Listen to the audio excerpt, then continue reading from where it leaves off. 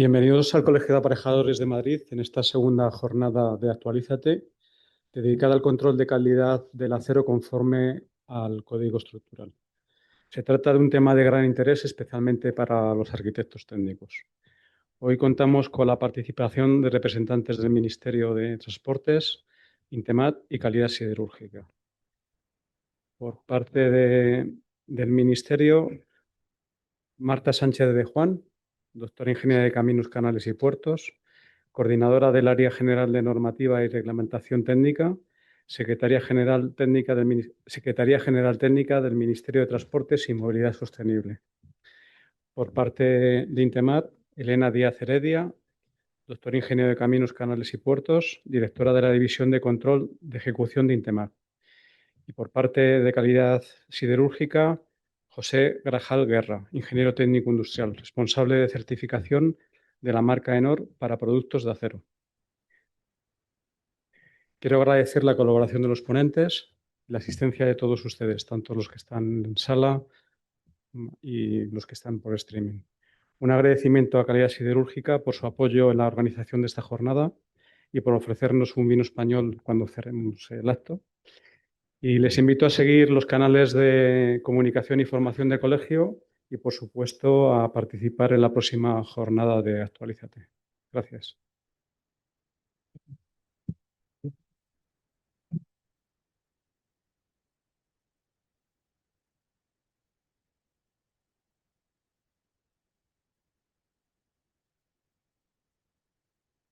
Bueno, pues sin más demora, vamos a comenzar con la primera ponencia por parte del Ministerio.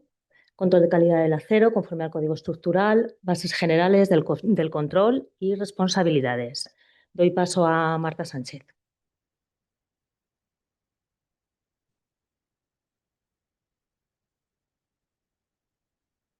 Hola, muy buenos días a todos los que estáis aquí presentes y los que estáis también por streaming.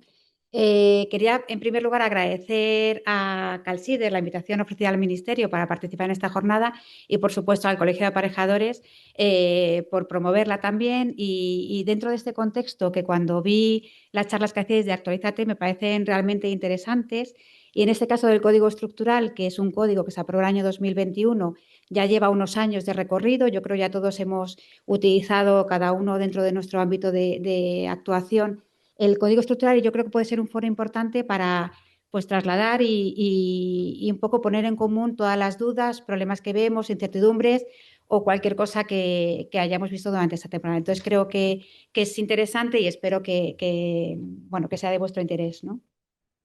La charla que voy a dar es unas pinceladas en 15 minutos sobre cómo el código estructural establece unas bases generales para el control, ¿vale? Y de forma un poco más específica para el control de materiales del acero. Pero bueno, que os sirva también un poco de contexto para luego las charlas que vais a ver un poco más técnicas, que vais a ver en el resto de la jornada. La presentación la he estructurado en 6 puntos. Por una parte, unas breves nociones sobre qué interpreta el código como la calidad de las estructuras, qué agentes intervienen en este control, más concretamente en qué consiste el control de conformidad de los productos. Voy a dar unas pequeñas pinceladas sobre los distintivos de calidad oficialmente reconocidos, también para que sepamos cómo funcionan y para qué sirven. También unas pinceladas sobre, a partir del control, cuáles son las decisiones derivadas que tenemos que tomar. Y por último, vemos todo lo que hay ahora mismo en el código estructural, pero también quería explicaros unas líneas de lo que se está trabajando a nivel europeo sobre el futuro de la reglamentación y de las normas armonizadas de todos estos productos, también para que tengáis esas nociones. En cuanto a la calidad de las estructuras, la estructura para recepcionarse tiene que tener una calidad suficiente, tiene que tener la conformidad para que cumpla las condiciones de proyecto. La conformidad de las estructuras se basan en diferentes puntos, en la conformidad de diferentes fases del proyecto, de los productos, estructura, incluso de la estructura terminada. ¿Cómo se realiza esta conformidad? Pues a través de una serie de controles, y los controles los regula el código estructural en el título 1, las bases generales, con unos criterios generales para todas las tipologías de los productos, y luego en sus capítulos específicos, que también va a ser un poco lo que os contarán más adelante. Nosotros nos vamos a centrar en la conformidad, el control de la conformidad de los productos recogidos en las bases generales. En cuanto a los agentes, ¿qué agentes intervienen en todas las fases de control de las estructuras? Pues el código estructural lo deja muy claro y recoge fundamentalmente 3 agentes: el constructor, dirección facultativa, y los laboratorios y las entidades de control de calidad. El código estructural establece 2 metodologías para realizar el control de las estructuras. Una primera metodología, que es la más aplicada fundamentalmente en temas de edificación, que es que el control lo realiza los laboratorios y las entidades de control de calidad para la dirección facultativa. Esa es la más recogida en edificación, pero también ha recogido una segunda posibilidad más enfocada para obra civil, y es que el control lo realiza el constructor, fundamentalmente, con un control complementado por los laboratorios y entidades de control, por la dirección facultativa, apoyada o no por laboratorios y entidades de control de calidad. En cuanto a las responsabilidades de cada uno de los agentes, bueno, por una parte el constructor. El constructor asume la garantía de la calidad de la edificación. ¿Cómo lo asume? Pues estableciendo un sistema de aseguramiento de la calidad propio que se plasma en cada una de las obras mediante un procedimiento de autocontrol, ¿vale? Este procedimiento, pues aquí se recopila toda la información de la obra, actas, informes, no conformidades, etcétera, lo va recopilando el constructor. Y aquí es importante porque el código estructural sí que establece que el responsable de la recepción de los productos en obras corresponde al constructor. Aquí lo deja más claro el código estructural. ¿Cuáles son las principales funciones de la dirección facultativa? Pues, en primer lugar, aprobar el programa de control de calidad que está en el plan de control, y además velar por el desarrollo, que se estén haciendo correctamente, y validar todas las tareas que hemos descrito anteriormente del constructor. Sobre todo el control de recepción de los productos. En este caso, ¿qué hace? Pues ver que es conforme, que este control es conforme al programa de control. También se asegura de que los materiales se conserven correctamente una vez recepcionados hasta su puesta en obra, ¿vale? Los acopios y demás. Y además también es el responsable de validar porque la recepción de los productos transformados en obra también sean correctos.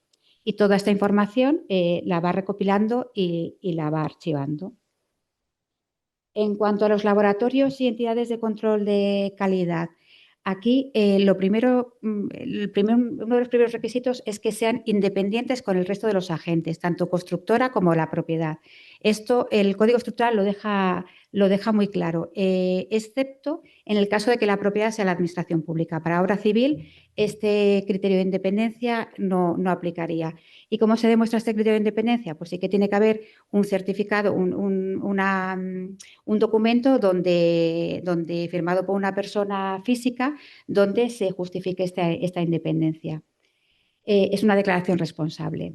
Y además tienen que tener, tanto los laboratorios como las entidades de control, tienen que tener una capacidad suficiente para poder llevar a cabo todos estos trabajos. ¿Cómo se demuestra esa capacidad suficiente? Bueno, pues tienen que estar acreditados, hay varias vías, tienen que estar acreditados para los ensayos que vayan a realizar, o en el caso de edificación, pues los laboratorios y las entidades de control tienen que cumplir lo que establece el Real Decreto 410 del Ministerio de Vivienda, y es un Real Decreto que establece los requisitos para los laboratorios y las entidades de control de calidad para la edificación, ¿vale? Estar inscritos en el registro que establece el Código Técnico de la Edificación para estas entidades. Hemos visto que la estructura tiene que ser conforme, esa conformidad también tiene que ser a los productos, ¿vale? Una de las debería ser la conformidad de los productos, y ahora vamos a ver cómo se controlan esos productos para determinar su conformidad. Aquí quería distinguir 2 grandes grupos. Los productos con marcado C, ¿vale? Como en este caso, por ejemplo, los productos para estructuras metálicas, o los productos sin marcado C, pues acero para armaduras pasivas, acero para armaduras activas, etcétera. Aquí el control se realiza de 2 formas muy, muy diferentes, que ahora las voy a explicar un poquito. Y además también quería hacer una puntualización sobre los productos sin marcado C que tienen distintivos de calidad oficialmente reconocidos. Estos distintivos de calidad solamente aplicaría a productos sin marcado C. Un producto con marcado C puede tener marcas voluntarias de calidad, pero nunca un distintivo de calidad oficialmente reconocido, ya que se consideraría una barrera al libre comercio. En cuanto al control de los productos con marcado C, el marcado C es una declaración responsable, no es una marca de calidad, es simplemente una declaración responsable de que el fabricante te suministra un producto con las características que están incluidas en la declaración de prestaciones, que ahora con el nuevo reglamento de productos de construcción pasa a llamarse declaración de prestaciones y conformidad. Entonces, lo único que se puede comprobar reglamentariamente cuando un producto te llega a una obra es fundamentalmente que esté correctamente marcado, tenga correcto el marcado C y que la declaración de prestaciones también sea correcta y que se ajuste a los requisitos de tu obra. Es decir, que los valores, las características que vengan en la declaración de prestaciones sean conformes a las características del producto exigidas en tu proyecto. Eso es lo que se tiene que confirmar dentro de en la recepción de los productos con marcado C. En el caso de productos sin marcado C, bueno, también comentar que reglamentariamente no se puede exigir ensayos a los productos con marcado C, el código estructural no los recoge, pero sí que el responsable de la recepción puede hacer, si lo cree conveniente, cualquier ensayo que considere. O sea, no reglamentariamente, pero sí en casos puntuales. En cuanto a los productos sin marcado C, aquí ya es distinto. O sea, el control de la conformidad de los productos se realiza realizando un control documental y realizando ensayos de control de recepción, como el caso de las armaduras, ¿no? En el código estructural fundamentalmente se basan los ensayos de recepción están recogidos para el hormigón y para las armaduras. En el caso de que tenga un distintivo de calidad oficialmente reconocido, ahora lo vemos porque tendría otras implicaciones, ¿vale? En cuanto a los distintivos, el distintivo de calidad oficialmente reconocido es una marca de calidad, es voluntaria, no tiene por qué tenerla los productos sin marcado C, pero es una marca de calidad emitida por una entidad de certificación con una supervisión de una administración pública. En este caso es la Subdirección General de Normativa de Estudios Técnicos la que tiene reconocidos distintivos de calidad. ¿En qué se basan estos distintivos de calidad? Pues en que los productos tienen un control de producción más riguroso.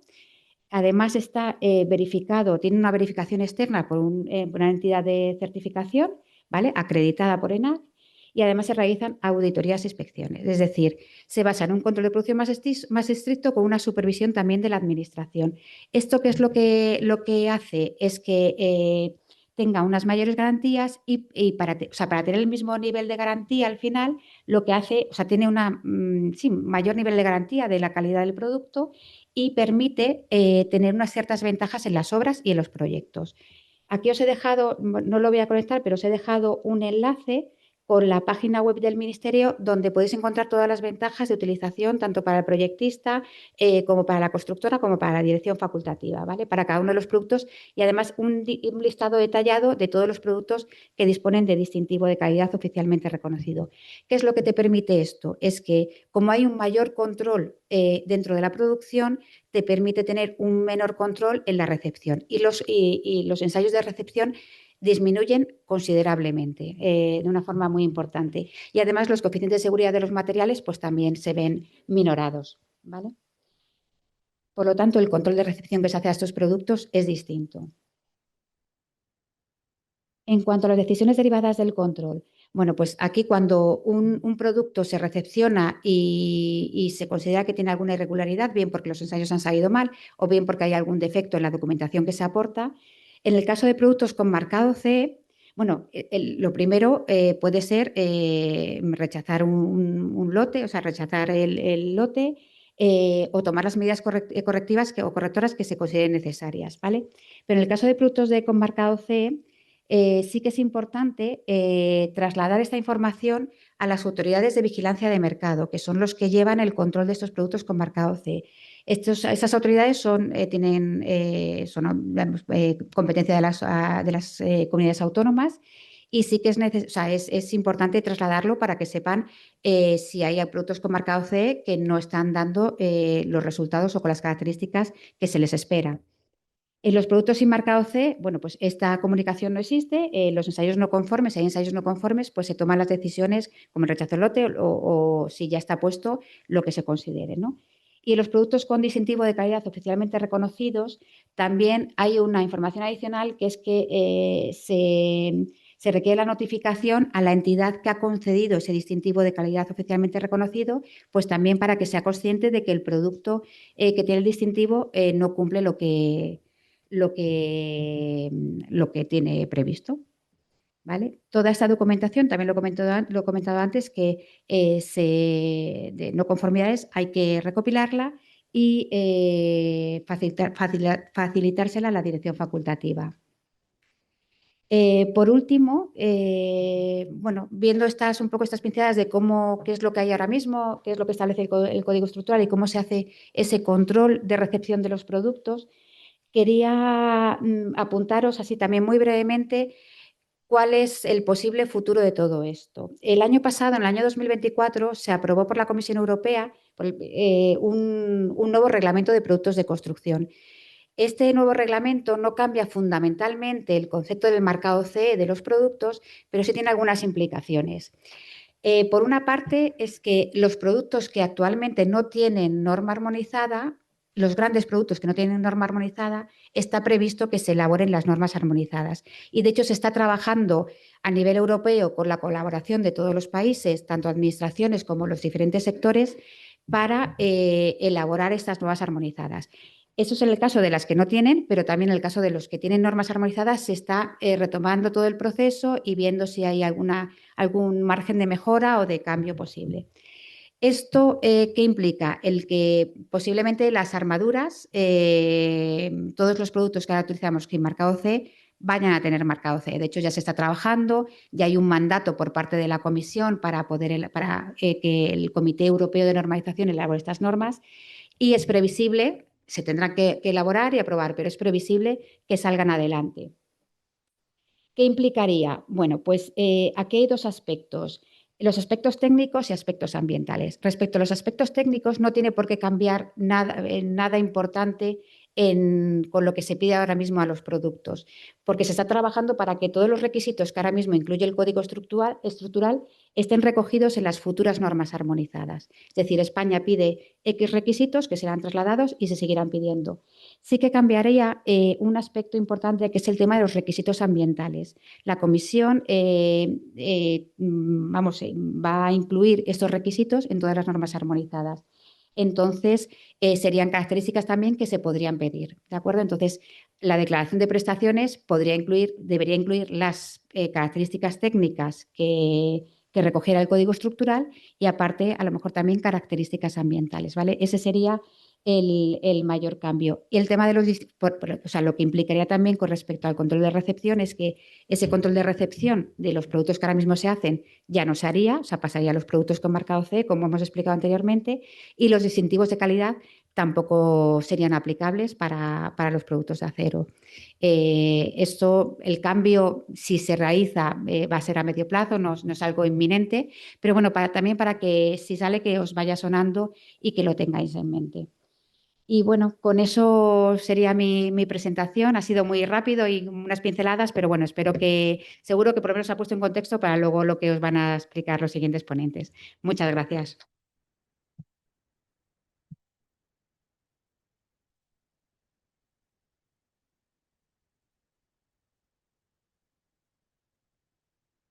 Muchas gracias. Ha sido una presentación breve pero concisa, y cualquier compañero que necesite profundizar, en el primer cuadrito ha quedado muy claro el articulado del código estructural a donde pueden referirse para bucear un poquito más en todo lo que has expuesto. Puntualizar sobre tu presentación de cara a lo que aplica directamente a nuestro negociado, pues que en esas responsabilidades, muy brevemente, en esas responsabilidades que nos comentaba Marta, de cara a la dirección facultativa que nos aplica directamente, hay que cruzarlo con la LOE, ¿vale? Porque el código estructural, igual que pasaba con la IHE, habla de dirección facultativa de forma genérica, y luego dentro de la dirección facultativa nosotros tenemos dos figuras, con lo cual esto lo enlazamos con la LOE, y dentro de esas responsabilidades que aplica, unas serán aplicadas a la figura del director de obra y otra otras a nuestra figura de directores de ejecución, ¿vale? Por no dejar ese tema abierto, pues enlazarlo con la ley que regula nuestra profesión, nuestras responsabilidades, nuestras obligaciones. En otro orden de cosas, me alegra mucho que hayas comentado el futuro de los productos, que me supongo que José también profundizará en este tema, porque efectivamente a día de hoy con marca 12 solamente tenemos la perfilería estructural, de acero estructural, ¿vale? Lo que es todo el tema del corrugado, no tenemos marcado CE y tenemos que estar comprobando la conformidad de estos productos vía ensayos. Entonces, me alegra mucho que hayas adelantado este tema porque es algo que demandamos desde hace muchísimo tiempo. Y en cuanto a las normas armonizadas, pues comentar y aclarar también a los que nos están siguiendo que estas normas armonizadas, escucháis el nombre de normas armonizadas, pero es lo que comúnmente nosotros llamamos normas UNE, ¿vale? En nuestro marco normativo español, ¿no? Las llamamos normas UNE, aquí se llaman normas UNE y en Italia se llaman de otra forma y en otro sitio las DIN. Para nosotros las normas UNE, para que no penséis en que normas armonizadas se está hablando de otro tipo de cosa. Y efectivamente el marcado C actualmente pues, está regulado por estas normas armonizadas a nivel europeo, que en España son las normas UNE. Pasamos a la siguiente ponencia, ¿vale? Por parte de Intemac, nos la va a presentar Elena Díaz, y es referente al control de los suministros y ensayos. Gracias, Elena.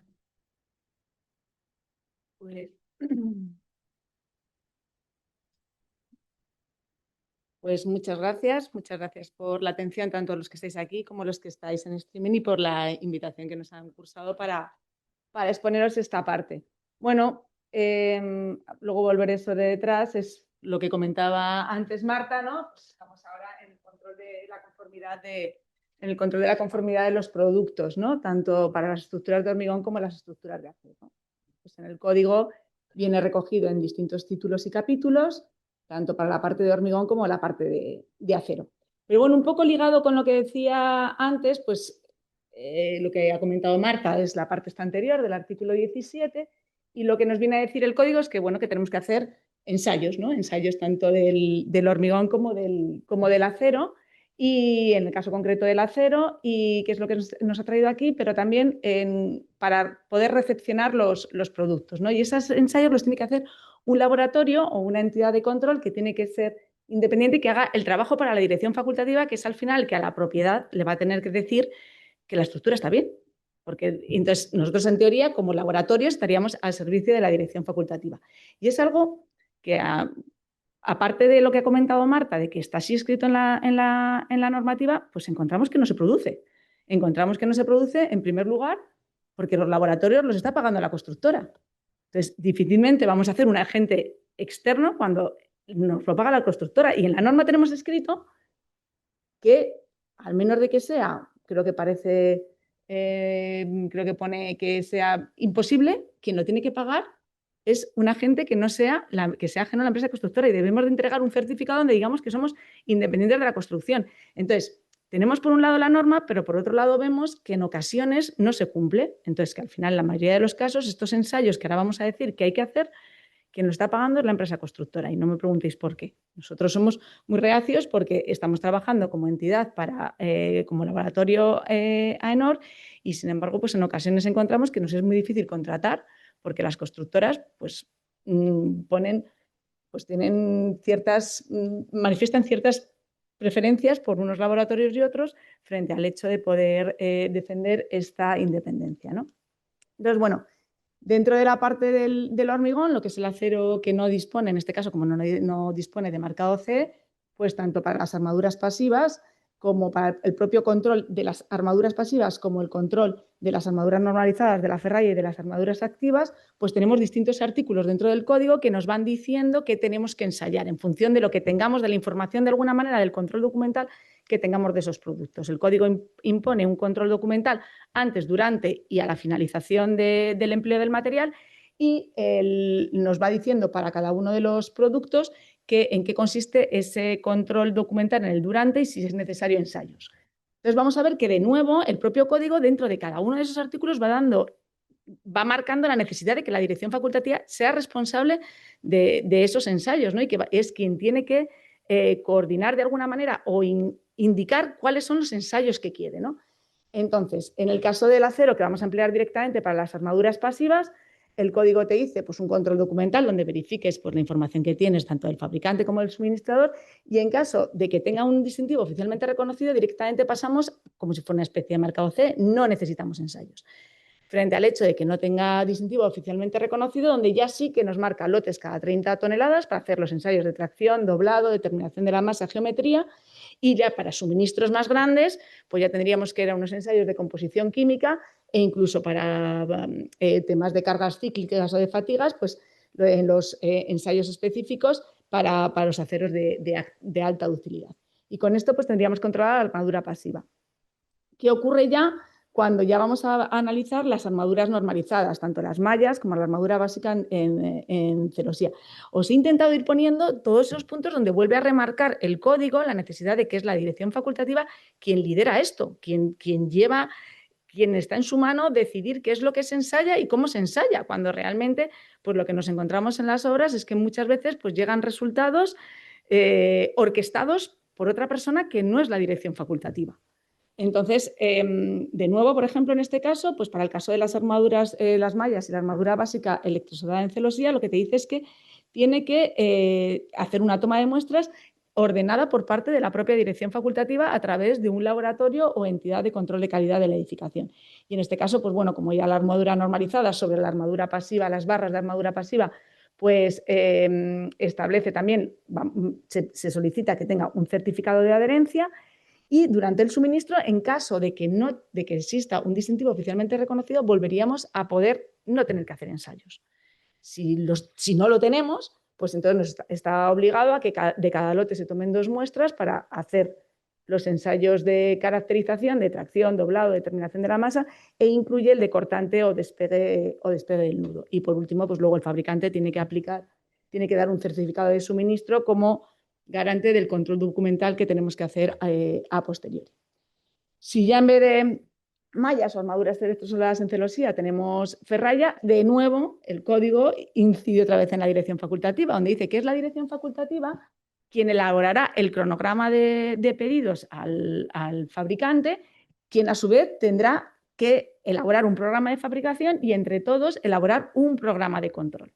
Bueno, pues la realidad que nosotros encontramos es que esto a veces pues no es tan así en las obras y es un poco pues, lo que nos gustaría que se cambiara, sobre todo porque creemos que es bueno para todos. Entonces, el esquema es el mismo, un control previo, nos tienen que aportar toda la documentación que nos marca la norma, y en este caso, además, incorporar la cualificación de los soldadores que están fabricando nuestra ferralla, el certificado de adherencia y de nuevo se faculta a la dirección facultativa para que haga una comprobación de las instalaciones de ferralla.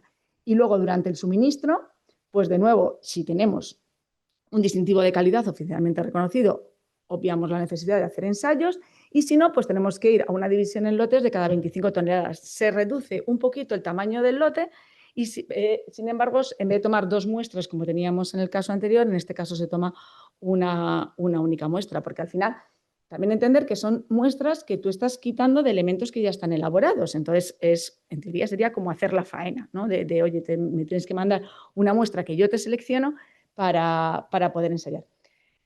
También nos cuesta encontrar que esto realmente se haga así. Encontramos algo parecido. En las obras se aportan resultados, pero cuando rascas un poquito, pues no es exactamente los términos en los que el espíritu lo está haciendo, el espíritu de la norma, que volvemos, el espíritu de la norma nosotros entendemos que es un poco el que viene en los articulados previos, es decir, la dirección facultativa tiene que dar garantías y la dirección facultativa es la que va a tener que exigir y puede escoger, porque es en teoría el que está orquestando cómo se va a hacer ese control, ¿no? Y luego, pues para el acero activo, lo mismo, si tenemos un distintivo de calidad oficialmente reconocido, no son necesarios ensayos. Y luego, durante el control experimental que se tiene que hacer durante la ejecución, en caso de que no lo tuviera, pues de nuevo volvemos a la división en lotes de 30 toneladas por el mismo fabricante y tomando dos muestras, con unos ensayos un poco más específicos en el caso de la relajación de la fatiga y de la corrección bajo tensión, que nos tienen que aportar un certificado con una antigüedad no superior a 1 año. Y en caso de suministros de más de 100 toneladas, pues además aportar la composición química de la colada. Por resumir, en el acero no tenemos, en las armaduras no tenemos marcado CE y podemos tener la oportunidad de, con un distintivo de calidad oficialmente reconocido, eximir la necesidad de hacer ensayos, pero siempre teniendo en cuenta que esas riendas las lleve la parte de la dirección facultativa como garante de que la calidad de la obra va a ser la adecuada. En el acero cambia un poquito, ¿no? Primero porque tenemos un marcado CE y ya un poco se coge un poco que, bueno, pues el propio código te marca un poco que tiene que tener un plan de control dentro del proyecto, ya sé, estos aspectos del control que en teoría, pues yo entiendo que en el código estructural, al coger la parte de hormigón y de acero, pues se han quedado en algunos casos no recogidos en el articulado general. Sí que viene una descripción un poquito más extensa sobre que pues, el propio plan de control de la estructura, por lo que vamos a tener que hacer es un programa de control, identificando los productos, los procesos, los medios que se van a poner. Sí que estamos más acostumbrados a que existan unos PPIs de control con unos puntos de parada por parte de la obra para tener en cuenta el control que vamos a tener y se establecen unos niveles de control en función también de las clases de ejecución que tengamos en nuestra obra, ¿no? Y todo esto, de nuevo, pues aprobado por la dirección facultativa como garante de la calidad final que va a tener nuestra obra. En cuanto a los productos, pues claro, tienen marcado CE, ¿no? Pues tenemos que hacer, se tiene que comprobar que las características que se declaran en el marcado CE son las que nosotros le estamos pidiendo a nuestro producto en el proyecto.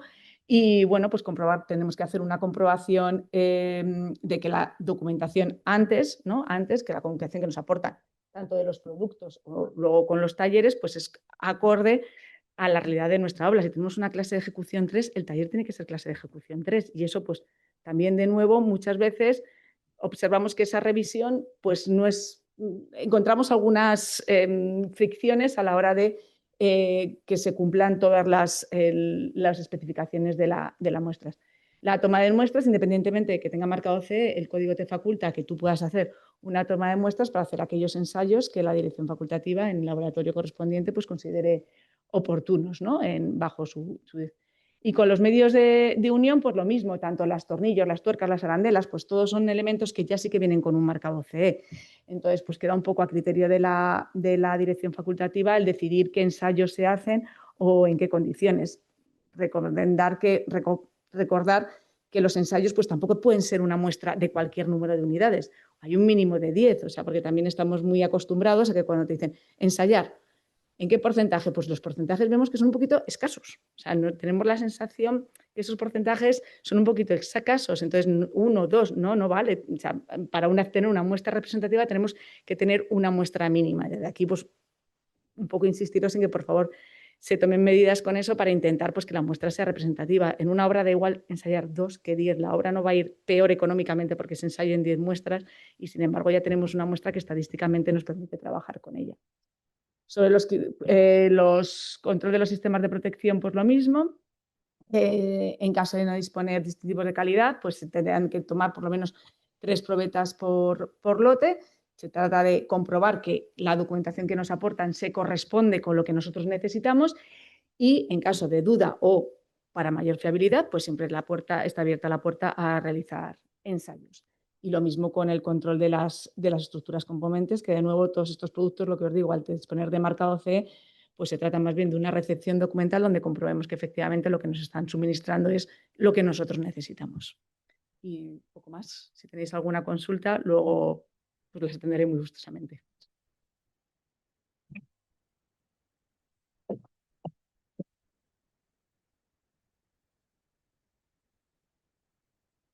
Pues muchas gracias, Elena. Ha dado mucha información en poco tiempo, pero como se va a colgar en nuestro canal de YouTube, se está grabando la jornada y se va a colgar ahí, pues lo podéis ver más despacito, incluso tomar apuntes. Estamos hablando todo el rato de los productos del marcado CE y demás. Sí que es cierto que en lo que es las estructuras por perfilería, ¿no? De perfiles homologados de acero estructural, nos estamos dejando como un poquito el tema de la soldadura, que también es otro campo a abarcar. Pero bueno, yo invito a los asistentes a que lo pueden consultar ellos directamente en el código estructural o realizar consultas si tienen dudas acerca de esto a nuestro gabinete técnico. Damos paso a la última ponencia por parte de José Grajal, que nos va a hablar de las propiedades de los productos de acero. Gracias.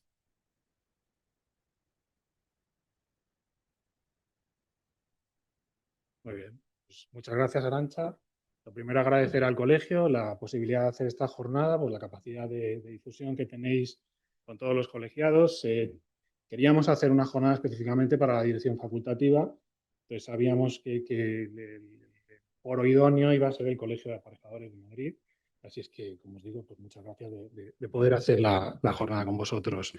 Y agradecer al Ministerio y a Intemac, a Elena y a Marta, pues que se hayan apuntado a hacer la jornada. Queríamos contar con ellos para que nos contaran las partes de responsabilidades que lo hiciera el Ministerio directamente, que son los dueños del código estructural, los que lo han publicado, y a Intemac, que es el laboratorio, yo creo que de referencia en la parte de lo que es el control en obra.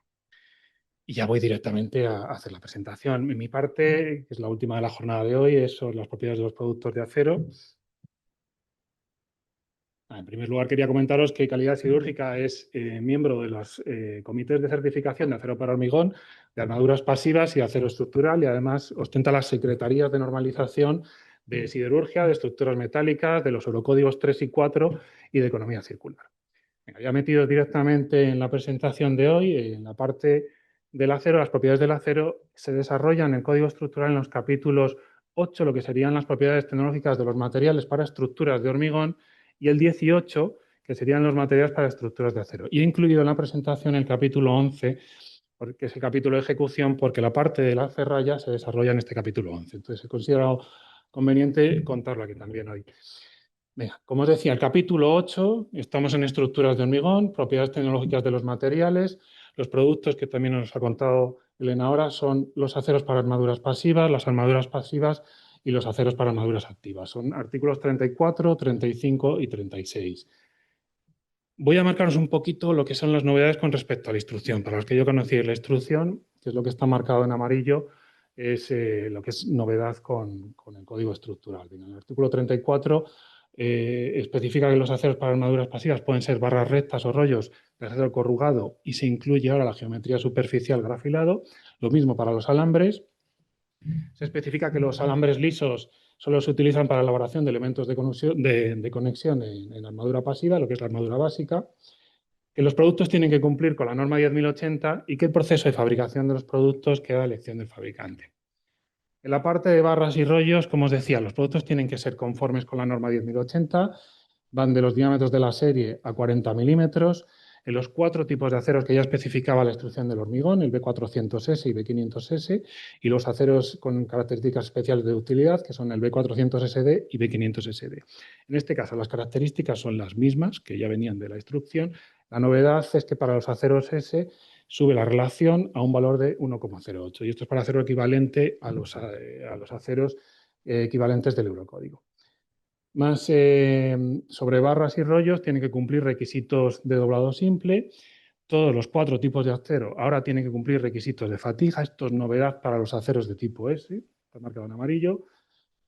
Se especifica que los aceros de SD son de obligado uso en obras con solicitación sísmica y por ello tienen que cumplir el ensayo de carga cíclica. Y en este apartado se especifica que la adherencia se puede comprobar mediante una certificación de adherencia o mediante el área proyectada de las corrugas, creo que es el F sub R y el F sub P. Y luego que la composición química de los productos pues tiene que cumplir con la tabla que está incluida en este apartado del código estructural, que es la que viene de la norma 10.080. Los alambres pueden ser corrugados, grafilados o alambres lisos. Se utilizan para la elaboración de mallas o armadura básica. Tienen que ser conformes con la norma 10.080 en diámetros que van de 40 a 16 milímetros. Y el código estructural establece que los de 4 y 4,5 solo se pueden utilizar como armadura de reparto en losa superior de hormigón. Es un tipo de alambre que no es estructural. Entonces, esto está especificado en el código. El tipo de acero es el mismo que ya teníamos en la instrucción, el B500T. Y las características de adherencia y composición química son las mismas que tienen que cumplir las barras. Otra novedad del código estructural es este apartado, este subapartado del acero inoxidable. El uso de acero inoxidable no es una novedad con respecto a la instrucción. La instrucción del hormigón ya contemplaba la posibilidad de utilizar aceros inoxidables, pero no tenía ningún desarrollo. Entonces, lo que se ha hecho ahora es un apartado específico con las características que tienen que cumplir los productos, que son las mismas que hemos visto para las barras y los alambres, excepto la composición química, que es lo que diferencia los aceros inoxidables de los aceros al carbón. El artículo 35 son las armaduras pasivas. En este artículo están incluidas lo que sería la armadura normalizada, la malla y la armadura básica, productos que tienen que ser conformes con la norma 10.080, y se incluye también aquí la ferralla, que es la armadura de proyecto. Y se especifica que en estructuras sometidas a acción sísmica se tienen que utilizar aceros de tipo SD, y cumpliendo con las normas 36065, que es la de las barras, y la 36060, que es la norma de las mallas SD. Respecto a las mallas, aquí el código estructural sí tiene más novedades con respecto a la instrucción. Especifica que los productos tienen que ser conformes con la norma 10.080. Define lo que se entiende por una malla estándar, que son las mallas que tienen las geometrías definidas en las tablas que están dentro del código y que son las mismas que están en las normas 36060, 36061 y 36092, que son las normas de mallas de aceros SD, aceros S y aceros B500T. Se especifica qué es la malla especial, que en realidad es la malla que es distinta a todas las que son consideradas como mallas estándar, y se establecen las designaciones para hacer la malla especial y la malla estándar. La malla especial además tiene que tener una referencia a usuario, al pedido específico que le ha hecho el usuario para esa malla especial, y en los casos de que sean diseños más complejos tienen que hacer referencia a un plano dimensionado. Las mallas se pueden fabricar en los 5 tipos de aceros que hemos visto antes para barras alambre: 500SD, 400SD, 500S, 400S y 500T. La composición geométrica de la malla especial tiene que estar acordada entre el fabricante y el cliente. Y en las tolerancias en la separación de elementos no puede provocar que al final se disminuya el número de elementos que tiene la malla, que tiene que estar especificado en el plano. Y además las mallas de tipo SD tienen que cumplir ensayos de fatiga y de carga cíclica. La armadura básica no tiene novedades con respecto a la instrucción, son productos que tienen que ser conformes con la 10.080 y se fabrican en los 5 tipos de acero que hemos visto, y además pues tienen que cumplir requisitos de despegue de nudo. La ferralla. El código estructural en este apartado 35.3 tiene unas definiciones de lo que se entiende por ferralla: ferralla elaborada y ferralla armada. Y luego nos manda el artículo 49. Este artículo 49 es el que está en el capítulo 11 de ejecución. Y que ahora, cuando acabemos la parte de las armaduras activas, pues vamos a ver los apartados de la ferralla. Luego el artículo 36 son los aceros para armaduras activas. Aquí se incluyen los alambres, barras y los cordones. Se especifican los requisitos que tienen que cumplir los tendones. En el caso de ser aceros grafilados, la profundidad, la longitud y la separación, y las características químicas. Y luego hay unos subapartados específicos para los alambres, con las familias de cada uno de los productos y los diámetros que están incluidos. Otro subapartado que sería para las barras, con las características mecánicas que tienen que cumplir. Y el último subapartado de este artículo 36 serían los cordones. Bueno, pues especifica que tienen que ser conformes con la norma 36094, especifican las familias de los productos y los diámetros. Uy, me ha pasado uno para atrás.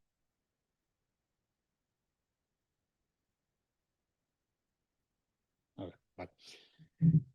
Aquí os decía, capítulo 11 es el capítulo de ejecución. Lo incluyo porque en este artículo 49 se especifican los requisitos de la ferralla, ¿vale? En la primera parte del artículo 49 pues hay unas definiciones de lo que se entiende por la ferralla, lo que se entiende por el armado y lo que se entiende por el montaje. Y luego, a partir del 49.1 están los subapartados con los requisitos que tienen que cumplir las ferrallas. Han hablado antes de la hoja de suministro, los suministros con los ensayos que tienen que hacer. Bueno, pues la ferralla, en la primera parte se especifica que la hoja de suministro tiene que tener toda la información que está indicada en el anejo 4, que para cada uno de los productos que están incluidos en el código estructural, en este anejo 4 se especifica la información que tienen que tener en la documentación, tanto en la fase previa como durante como final de suministro.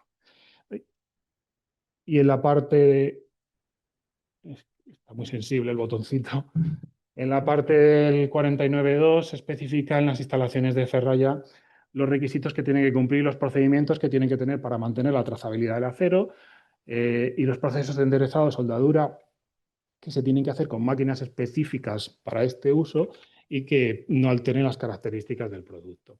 Y aquí se especifica el control de producción que tienen que hacer de las ferrallas, ¿vale? El control que tienen que tener las validaciones de sus procesos, principalmente de enderezado y de soldadura. Luego, en 49.3 hay unos requisitos específicos sobre el despiece, lo que os decía, el enderezado y el corte, en máquinas específicas para este propósito y siempre asegurando que no dañe el producto. Y y el doblado que se tiene que hacer con máquinas específicamente que cumplan los mandriles con los diámetros de doblado que tiene el código estructural en la tabla de este apartado. Y luego el armado de la ferralla, pues especifican la distancia que tiene que haber entre las barras. Si se utilizan para prearmado máquinas de disposición automática de estribos, que ese alambre que se utiliza, que quede claro que no se considera armadura y que se tenga cuidado en que eso no perjudique el recubrimiento de hormigón para que no haya problemas de corrosión.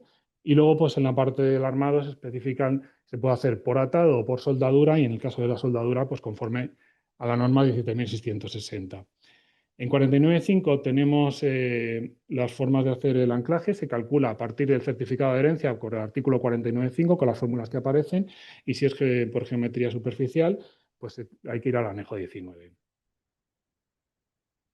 Y en la parte final de este artículo 49, pues especifica cómo la ferralla tiene que hacer el suministro, transporte, almacenamiento, y en general lo que viene a decir, pues que se haga de manera que estén protegidas, que no se contaminen, que no queden exentes de pintura o grasa, de lo que pueda afectarle negativamente a la armadura cuando se va a montar en el encofrado. Y el capítulo 18 es la parte de las propiedades tecnológicas del acero para estructuras de acero.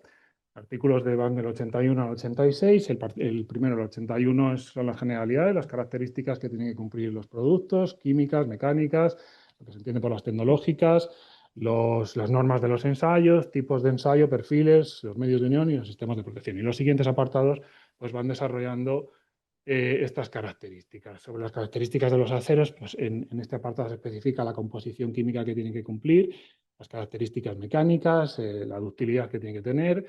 Dentro de las tecnológicas estaría la soldabilidad, la resistencia al desgarro y la aptitud al doblado, y luego la serie de normas para hacer los ensayos.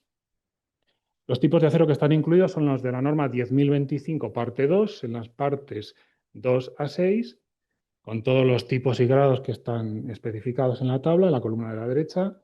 Y luego, además, los aceros con resistencia mejorada a la deformación. Y la novedad para este apartado sería que también entran los aceros inoxidables.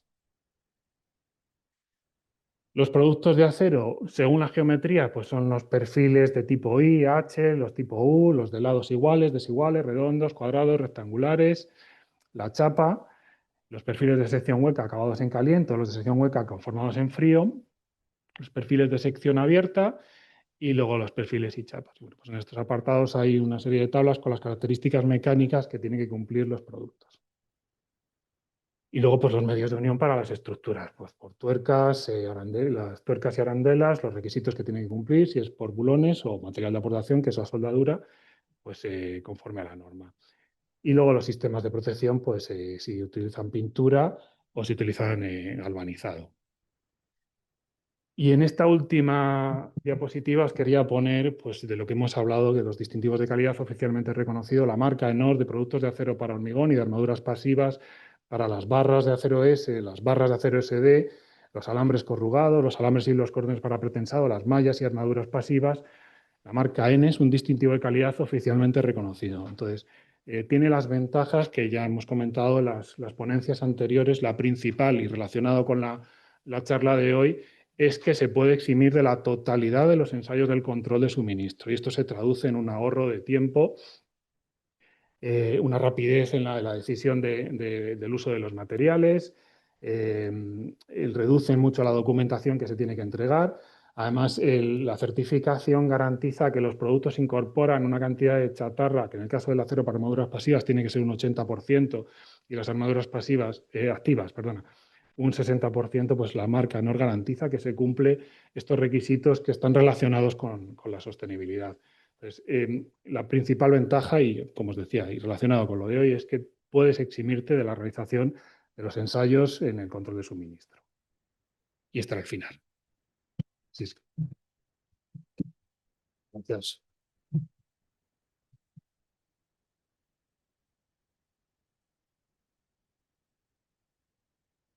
Pues muchas gracias, José. Y verdaderamente a veces no sabe uno si es mejor saber o vivir en el desconocimiento absoluto. Bueno, yo os decía al principio que con la primera ponencia, que cuando hablamos aquí de dirección facultativa, tenemos que casarlo con lo que dice la LOE en cuanto a las responsabilidades y obligaciones de cada uno de los agentes, en este caso de los que conforman la dirección facultativa. Bien, al hilo de la hoja de suministro me ha venido a la cabeza que efectivamente no solamente la LOE, sino que tenemos que casarlo con el código técnico. El código técnico en su parte 1, en el artículo 7, establece cómo debemos de hacer la recepción de los productos que van a estar, productos, equipos y sistemas que van a estar de forma permanentemente en la obra. Bien. Ahí ya de forma general nos está hablando de esa hoja de suministros, nos está hablando de, esto es la recepción que deberíamos de hacer, ¿vale? Para todo producto, hoja de suministro, marca 12 en caso de que disponga o ensayos, ¿vale? Este artículo que se va a ver modificado recientemente, vamos, próximamente, quiero decir, con la propuesta que hay de modificación del código técnico, ya hila muy fino y ya señala directamente al director de ejecución de obra. Aquí lo dejo. Voy a invitar a los ponentes a que pasen aquí arriba para comenzar la ronda de preguntas. Vamos a hacer primero, si os parece, ronda de preguntas aquí en sala y posteriormente damos paso a las preguntas que pueda haber de la gente que nos sigue en streaming.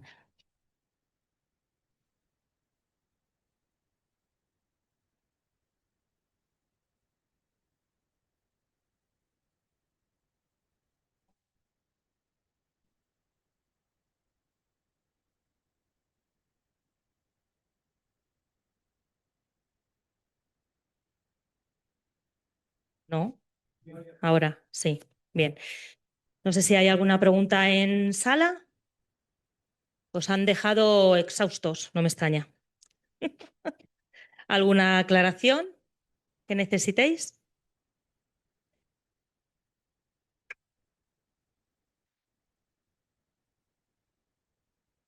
Sí, buenos días. Gracias a los ponentes. A mí me está surgiendo en las últimas obras y en una ahora mismo que está en activo. Los pilares que vienen premontados vienen soldados, ¿no? Lo que son los cercos. Estamos exigiendo, según código estructural, que se unan con alambre los cercos a lo que son las barras activas, ¿no? La constructora se está negando porque, bueno, que trata de justificar que al ir soldados los cercos en uno de sus lados, que ya no se van a mover. Y bueno, hay dudas entre el control de calidad, dirección facultad. Bueno, yo lo tengo claro, estamos exigiendo que se aten, pero hay un problema que no termina de solucionar. ¿Hay alguna forma de exigirles con el código estructural que vayan atados?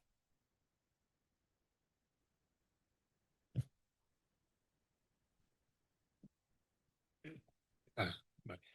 Sí, de las diapositivas que he puesto en la parte de los alambres, se especifica que los alambres se tienen que utilizar para fabricar mallas o armadura básica. Entonces, si lo que te estoy entendiendo es que se está utilizando como un atado, si el atado cumple con la parte de...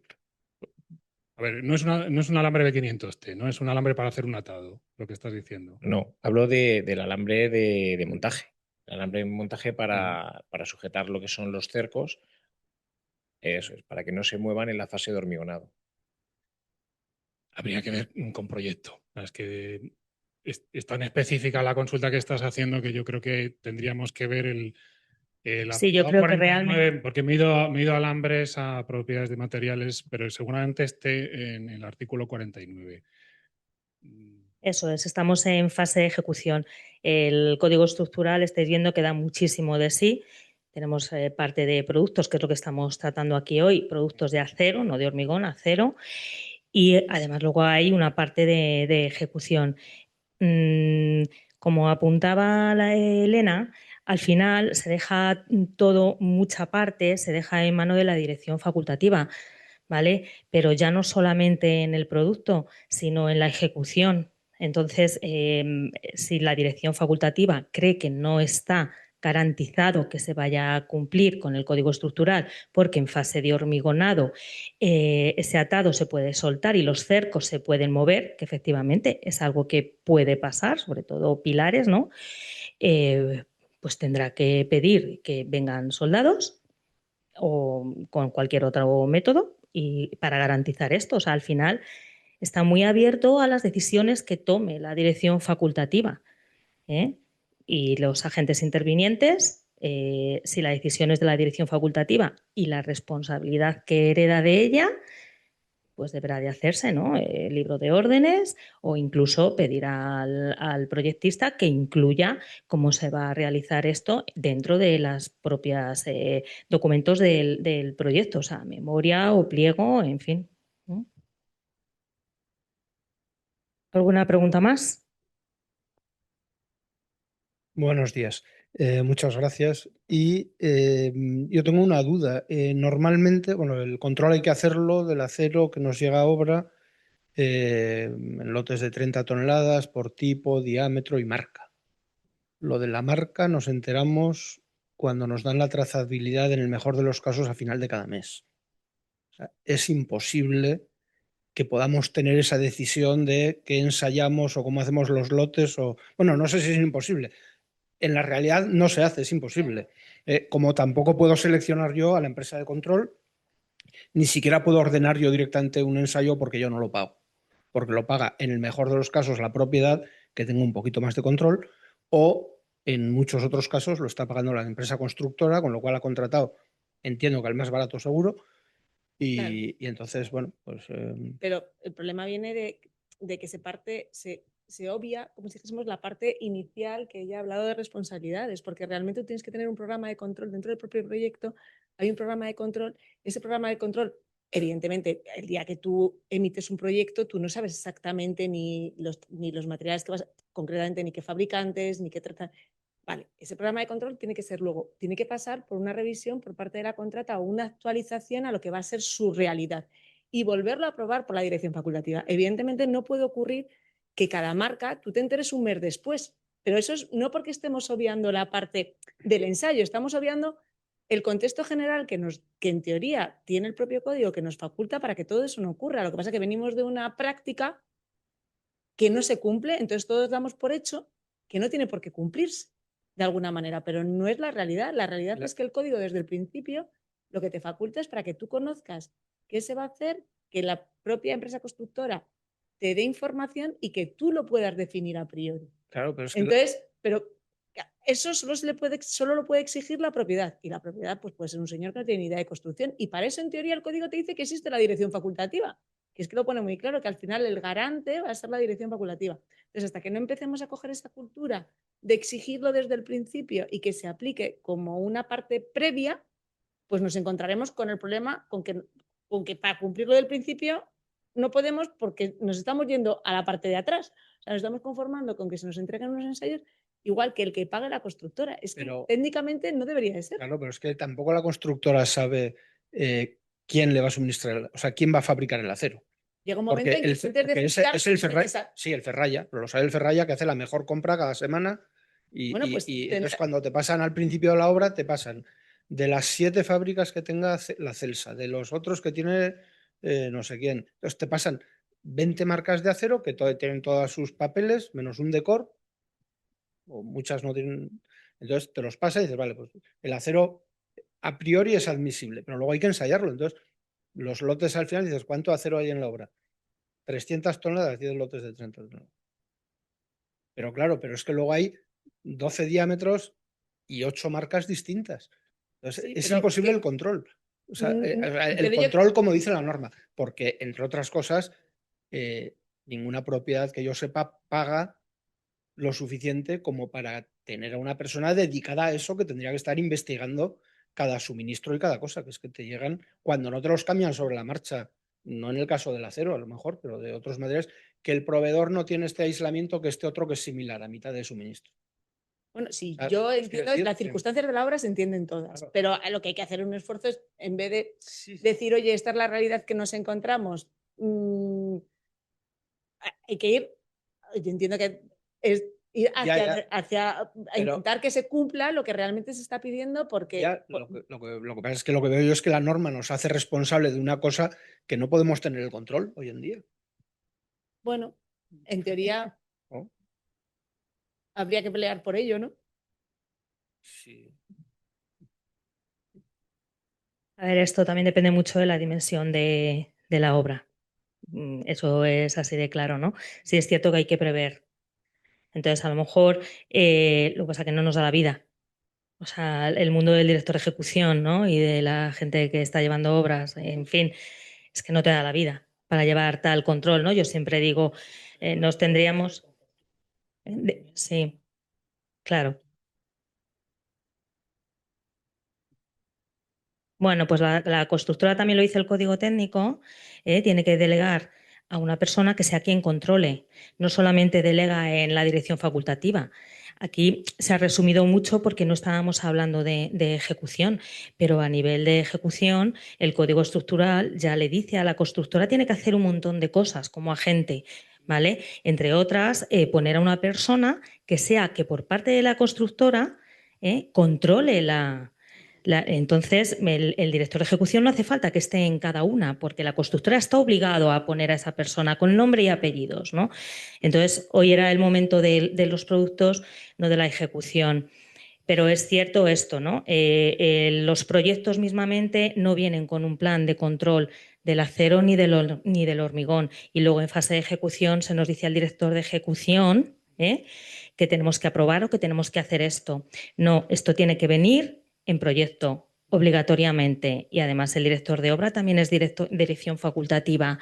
¿Vale? Ese plan que tú me has hecho en proyecto, pues luego la constructora lo cogerá, como tú dices, pedirá presupuestos a un montón de laboratorios, harán un plan adaptado a ese proyecto y sí, ahí ya el director de ejecución comprobará si ese plan que ha hecho el laboratorio coincide con el plan que venía en el proyecto y sus características, y ahí ya sí podemos aprobar como dirección facultativa.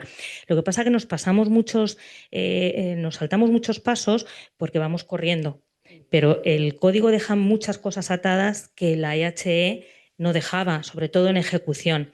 Pero es verdad que nos transmite mucha responsabilidad a la dirección facultativa, pero también se la transmite a otros agentes. Entonces, bueno, igual tenemos oportunidad de, en otra sesión tratar el tema del control de ejecución. Una cosa también que quería puntualizar, y es verdad que todos entendemos al final cómo van las obras y la dinámica que llevan, pero un esfuerzo que se hizo grande en el código estructural es el tema de intentar garantizar esa trazabilidad de los materiales. O sea, que cambio de suministradores, cambio de materiales, todo tiene que quedar muy registrado y saber dónde, si hay un problema luego en una tal, de qué suministro viene exactamente. O sea, eso sí que lo ha dejado el código estructural también muy atado para que se haga.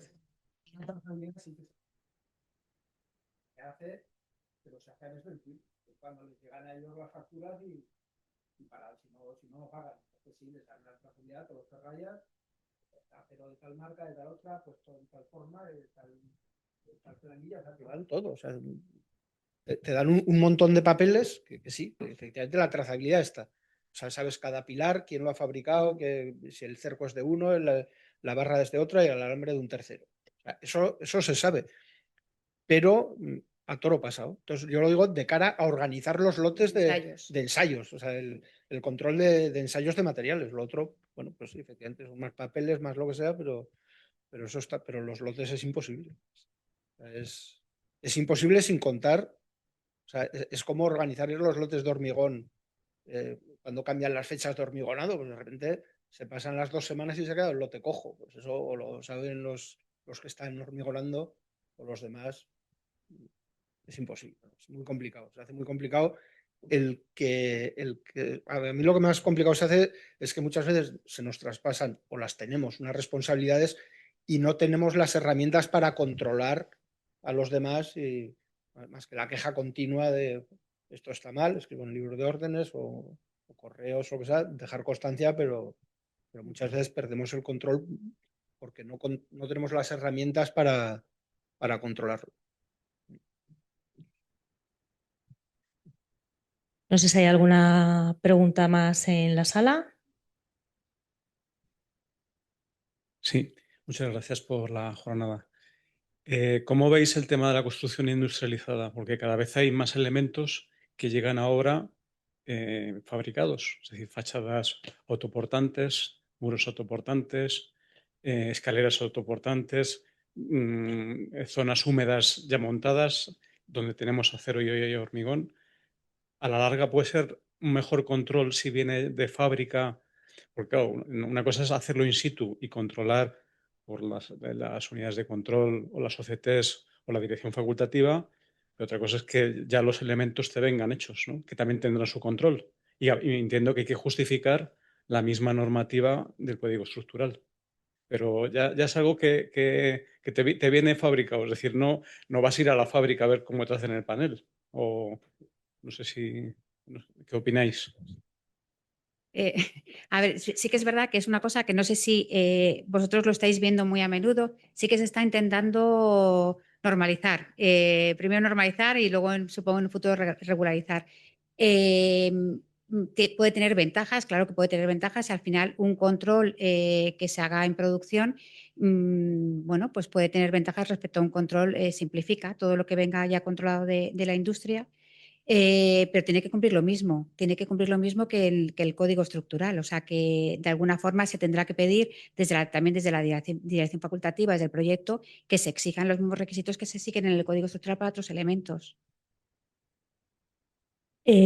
Apuntar, lo sabrás tú también, Marta, la modificación del reglamento de productos de la construcción que nos viene, ¿vale? Sí que hace referencia muy poquito, en muy pequeña porción, al tema de los productos de cara a la construcción industrializada y únicamente pues, para un sector muy pequeñito que es el unifamiliar, entonces, está empezando y desde luego la regulación de la recepción de ese producto prefabricado, ¿no? O industrializado, preconstruido, está en muy pequeña porción como tal. Eso sí, como apunta Marta, el control debe de ser igual, se haga en la obra o se haga en la fabricación en una nave. Y yo entiendo que tendrá el mismo un control documental previo, tú verificas que las especificaciones son las que tú necesitas para tu proyecto. El durante, en la medida de lo que puedas, comprobar que lo que te están suministrando se corresponde. Nosotros siempre contamos un elemento prefabricado, cuando llega, pues claro, es sorprendente que un elemento prefabricado que te viene jurando todos los recubrimientos, cuando llega a medir los recubrimientos de las esperas, de los pelos de la armadura y aquello. Entonces, bueno, pues en base a las garantías que te dé el producto que llegue y lo que tú puedas comprobar en él, pues siempre te faculta el código, como en el resto de elementos, hacer ensayos de lo que, oye, pues. Y nosotros en Intemac pues nos llegan muchos productos para ensayar, simplemente pues como muestra de unas correas, oye, pues de cada X, ahora te vas a llevar, pues sobre todo porque la patología también te da mucha idea de esto, ¿no? Entonces el que ha tenido una mala experiencia, ya a lo mejor no se fía tanto de lo que le está llegando con todos los sellitos, pues dice, oye, pues te mando una pieza, me la ensayas y siempre eso siempre está en tu mano. Claro. Vale. Oye, para el tema de los prefabricados, yo tengo experiencia con módulos de baño prefabricados, fachadas prefabricadas. Entonces, las fachadas prefabricadas normalmente tienen un DITE o un DIT, que es voluntario, pero que te da una garantía y luego tienen unos protocolos de control de calidad, que yo por lo menos para fachadas los pido, me los mandan, todos los controles que han hecho en fábrica de los materiales, de las armaduras, anclajes y de lo demás. Para estructura prefabricada, ¿existe también esta posibilidad? ¿Sería equiparable a un decor o no? No es equiparable a un decor. O sea, que son dos cosas distintas.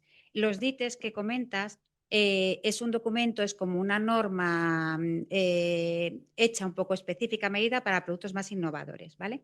Entonces, un fabricante puede pedir a un organismo que esté reconocido para emitir esos documentos, que están reconocidos también a nivel europeo, para que te lo emita y tú puedes poner marca OC a esos productos. O sea, pero esos son unas normas que se hacen específicas para unos productos y tú tienes que cumplir y luego tienes que cumplir la reglamentación de cada país. Es decir, la norma es una norma de ensayos que te da unas características. Luego tienes que cumplir la reglamentación del país. A nivel europeo, en el reglamento de productos de construcción se valoró incluir el tema de casas prefabricadas hasta un determinado tamaño. No me acuerdo cuál era. Se descartó finalmente porque era muy complejo y ya no, o sea, que hay reglas, o sea, los productos. El marcado C lo que te hace es unas características de los productos, pero el nivel de seguridad lo marca el país y los requisitos de los productos los marca el país. Regularizar eso a nivel de, por ejemplo, una casa prefabricada era muy complejo y se metía en aspectos que teníamos competencias los países, no era solamente de requisito de producto. Entonces, pues bueno, ahí se descartó. Y lo del DITE, eso también se están modificando, es decir, que eso es una posibilidad para empezar con un producto que sea más novedoso, es una muy buena fórmula. Vamos que el DIT es sobre un sistema, no Sí, es sobre sí, un sí. producto. Un sistema, Con lo cual sistema. no es equiparable realmente a un marcado CE. No, Claro, vale. no. Sí. Cuando entró en vigor el reglamento, cuando pasamos de directiva a reglamento, antes con la directiva no había posibilidad de un marcado CE voluntario, ¿vale? Tenías marcado CE obligatorio vía norma armonizada, es decir, norma UNE, regulación en anexo ZA de estas normas. Bien, cuando cambiamos a reglamento sí que se estableció la posibilidad de marcado CE voluntario a través de los DITE. ¿Vale? Entonces, hay ciertos productos con marcado CE voluntario y hay mucha movilidad en estos productos, porque cualquier fabricante puede tener la iniciativa de, si hay una ETA Guide, o sea, una guía hecha ya, que es como la norma, el equiparable a la norma armonizada, ya otro fabricante se ha molestado en hacer esto, pues ya acogiéndose a esa puede solicitar el DITE de su producto, ¿vale? Si no, puede tomar la iniciativa de comenzar a elaborar esta ETA Guide, ¿no? Lo estoy explicando correctamente, ¿verdad? Sí, me he quedado con la directiva. Entonces, hay mucho movimiento y es cierto que en producto estructural ya hay marcados CE voluntarios para cosas pequeñas, ¿vale? Pues como son a lo mejor los hitas de forjado, ¿no? En el cual ya en la declaración de prestaciones te dice pues lo que soportan de carga, en fin, ¿no? Son prefabricados, no llega a ser industrializado, no llega a ser construcción industrializada, llega a ser es más producto prefabricado. Y hay algunas cosas, pero es cierto que hay muchísimos productos, cada vez crecen más porque es un marcado CE voluntario al cual se están sumando muchos fabricantes, no solamente en estructura. ¿Tienes algo que aportar a esto, Marta? Yo creo que no. ¿Alguna cosa más aquí en la sala? ¿Pregunta, duda? Pues podemos pasar si hay preguntas de los que están asistiendo en streaming. Hola, buenos días. Pues mira, las intervenciones han sido tan claras y concisas que en el chat no se plantea ninguna duda. Así que muchísimas gracias por vuestra intervención. Pues vamos a proceder a la clausura de la jornada. Pero no me puedo ir de aquí sin presentaros el próximo Actualízate. Será la sesión 3 del ciclo y la temática que vamos a tocar, finales de enero, va a ser los data centers, ¿vale? Como una nueva oportunidad profesional pues, para nosotros y para otros sectores, ¿vale? Dentro de nuestras competencias. Así que pues os informaremos de fecha concreta y programa concreto y allí os esperamos. Venga. Hasta luego a todos y gracias por vuestra asistencia y a los ponentes.